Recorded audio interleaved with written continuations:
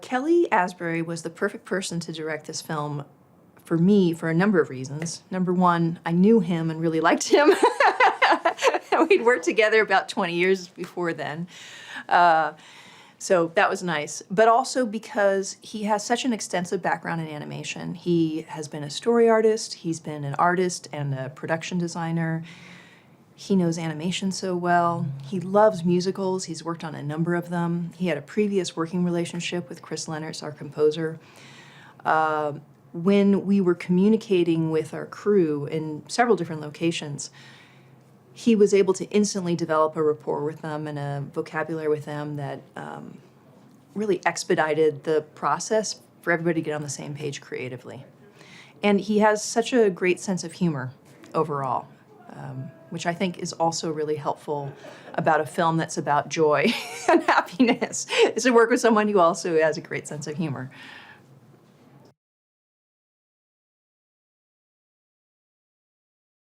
The one advantage of working on a musical is that music speaks to the heart so well, and the characters can speak very directly about what they want or what they're feeling without it being corny, and in a way that it feels very profound for you as an audience member. And you also are able to get through a lot of information that you wouldn't normally be able to stomach, I think, in a way, if you do it through music. And one of the first songs that we heard was the opening number, Couldn't Be Better. And there was something so exciting about hearing that take on it, because I thought, I haven't really heard a musical number like this in an animated feature before, in which the whole town gets together, and then at the end, they all collapse in exhaustion and start panting. I thought that was great.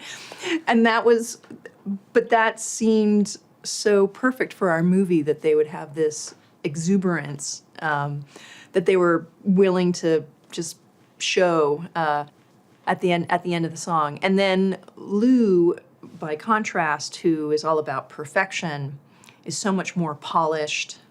And we had to convey a number of different rules about perfection and what he did and what his role was. And the music really helped to explain that in a way that I don't think that we could have conveyed as quickly or as emotionally as him singling out people and saying, you're not perfect enough, you're not perfect enough. There's something about him doing that makes you understand what that's like for the people involved, much more than him explaining it.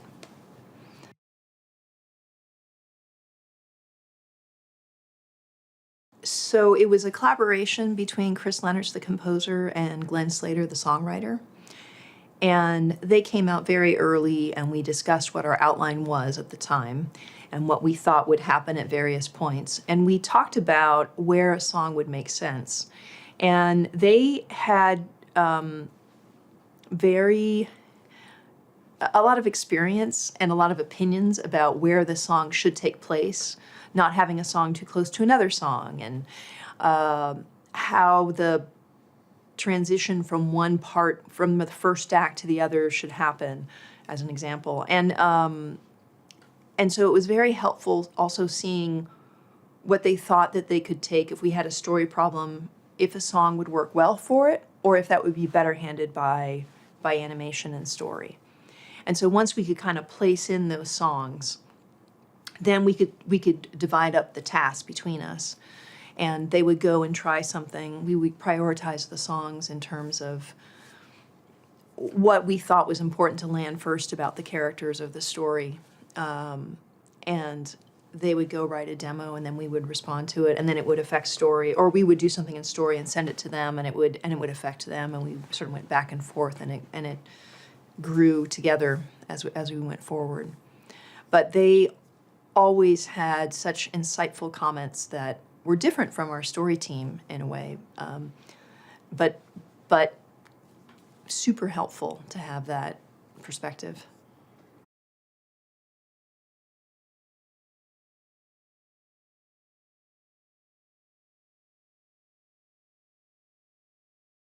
Well, this is a story that has a lot of rules. and a lot of setup. You have to understand and you have to communicate to the audience a lot of things that really are difficult to do unless the character's just a lot of exposition and a lot of long dialogue. I didn't want that. Songs afford the opportunity to have characters sing about some of this stuff and in an entertaining way tell you this information. I think it's a more entertaining way to have to tell the intricacies of a world, to sing about them, give hints about it, but the audience doesn't feel like it's being just schooled the whole time.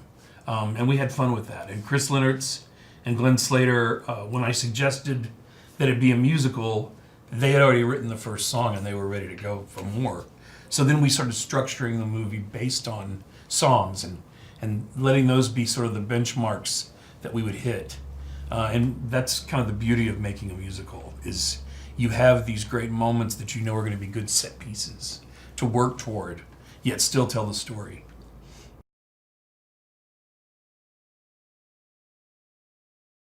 Well, Kelly Clarkson, I had never met her. I'd seen her on television. I'd seen her on The Voice. And, you know, you have an image of what you think she's like. And that's funny and talkative and energetic. But you never know when that's a persona or when it's something that they're really like. Kelly walked into the recording stage and was exactly the warm, fun, energetic person you would think she was. Her confidence level is beyond anyone I've ever met in terms of just a complete self-secure and confident and self-possessed in a way that is a really healthy, you get a healthy feeling from her when she's around you. And Moxy is the same way. So really, Kelly even read the script and said, did you guys write this for me? Because Moxy is pretty, undauntable. You can't stop Moxy if she wants something. And I get the impression from Kelly that she's very much the same way.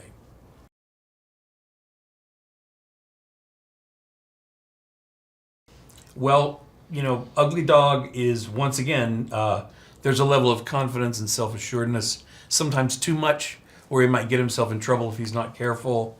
And when I met Pitbull and he talked, I thought, I have a feeling that he has some of those. He's very confident, but sometimes he might get himself in trouble if he's not careful. Those are all very funny aspects about both of them. And I think that he was able to step right into Ugly Dog and be this character because we really created Ugly Dog to be Pitbull. I mean, we really sort of tailored the character to him before we even met him. So we wanted that persona, that Pitbull persona.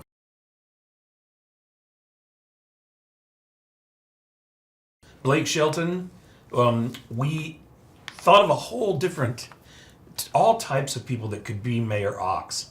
And Mayor Ox was a bit of a struggle because the part he plays in the movie is not a parent, but it is an authority figure as much as there can be an authority figure in Uglyville. He's very protective of all the citizens. He has a secret, of course, that I don't want to give away here, but he does have a background that makes him a little more of a cautious character. But he also is extremely friendly and everyone likes him. And there's a lot of warmth. When the name Blake Shelton came up, we all thought, you know what? He's got that likability factor that actually sounds about right because he is someone that makes you feel comfortable when you're around him. And he is someone who's very warm and nice and talkative and just comfortable at all times.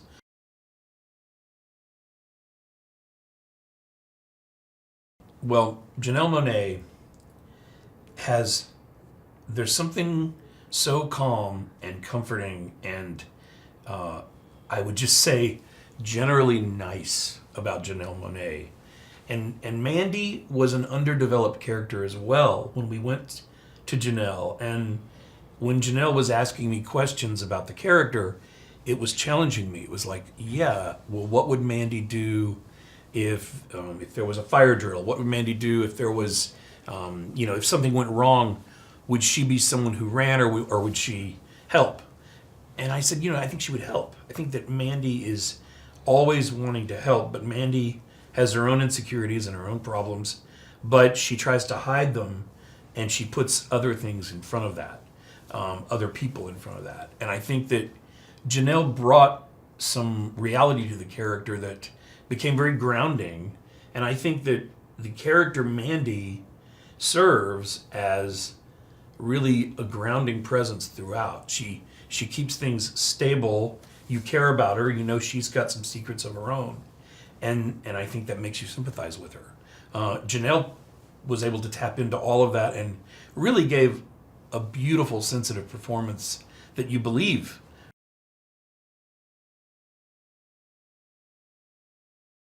The first thing we got from Nick was Lou's dialogue. And the song tells you everything about Lou. But I don't know if he had heard the song before he recorded it or after. But when he came into the studio that day, I was talking about Lou, and I talked about, he's that guy that is always superior to everyone. He's always got to be the smartest person in the room. And as I was talking and describing, he goes, yeah. He said, I got it. And I could tell he knows someone like that. We all do. Not necessarily a mean guy all the time, but a guy who basically does think he's superior. And he just got behind the mic, in front of the microphone, and just gave it. And it was the character. He didn't even need coaching. He was like a push button. He gave me exactly what I wanted in the first takes. He just got it.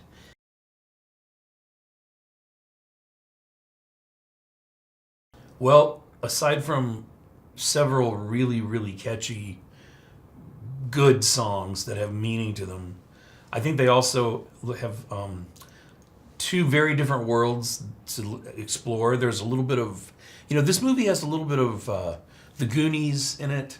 There's a little bit of exploration to be done, and it's a group of friends who are sticking together. So there's a little bit of Stand By Me. There's a little bit of the Goonies. There's people that are faithful to each other and stand up for each other and help each other. But most of all, I think all of us are an ugly doll once in our life, and we see ourselves in the mirror one way, and other people see us another way. And I think it's an important message to realize that it's what you see in the mirror that's the most important. And it's what you have to find that truth, which is one of the key things in our story, that these characters go out into a world not knowing that they have a lesson to learn, but in the process of getting what they want and doing what they want and achieving these goals, they also inadvertently learn something bigger and affect the world in a way that they couldn't have known. So I think those are all things we all should keep in mind as we go through life.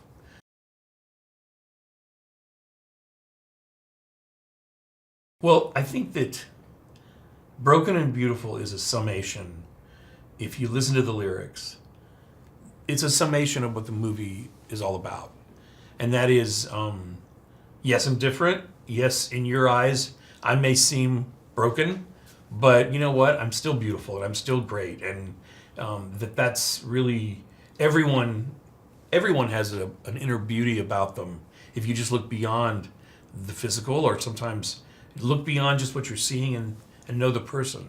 And that's what that song is asking and begging for, which I think sums up a lot of what this movie is.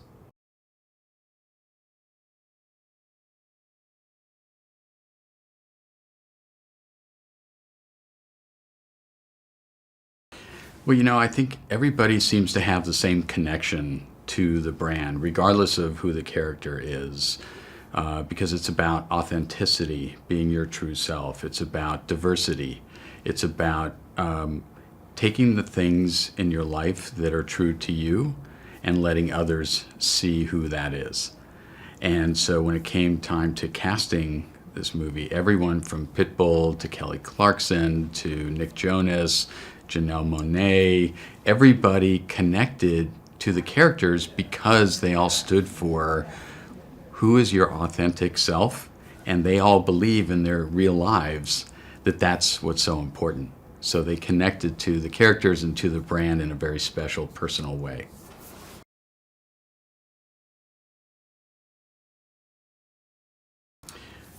Kelly understood what we were trying to do. He understood the aspects of authenticity and diversity, the importance of being your true self. And those were themes that were very important to Kelly when, even from the first meeting that we had, I had seen his other work and admired his other work and felt like he was going to get not just the emotion out of it and the comedy out of it, but also the design.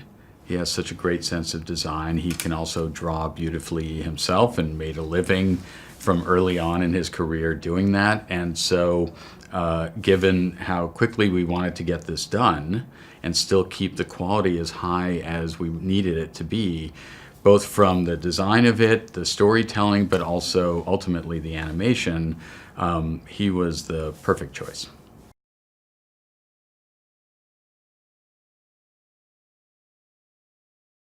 Well, first and foremost, I want them to be entertained. I want them to laugh. And I worked on many animated movies, all the Pixar movies that I worked on, starting with Toy Story through many of their biggest hits.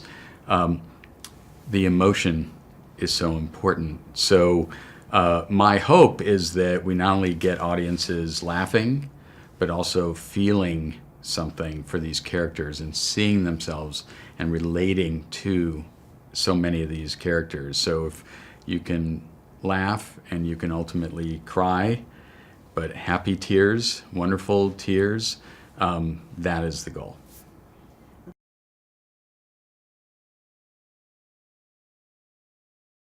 Well, the world that we created was one of thread and fabric and felt. Our ocean is satin. Our buildings are made of material. Everything that you associate with that kind of world, even the currency is buttons in the world of Uglyville. By creating this world, we were able to make some fun choices where if you look closely, if the animation is done just right, which we believe it has been, if you look closely, if you look at the side of a cliff, you see corrugated cardboard. If you look at the sun, it's a ball of yellow yarn. If you look at the moon, it's a crescent-shaped button. So there's constant reminders of how unique this world is. And it's one thing to talk about it this way and want it to look a certain way, but the designers and animators turned it into that, which is a whole other thing. And so for them to pull that off so that you see the detail on screen, you see the villain's hair is a perfectly coiffed series of blonde yarn. You really see the detail, and when that happens, you're immersed in the movie in a very different way. And I believe audiences are very smart and they notice those things and hopefully give you credit for designing something that is as immersive a world as we've created.